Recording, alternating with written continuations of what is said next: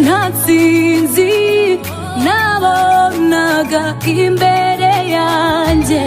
Rubasha yarafoye aramasa ahamya mu cyico utarangwa byanyujuje impamvu nyinshi zo guhimbaza, kuko Uwiteka wanjye yafashe igikundiro cye agitegekesha itangiriro nari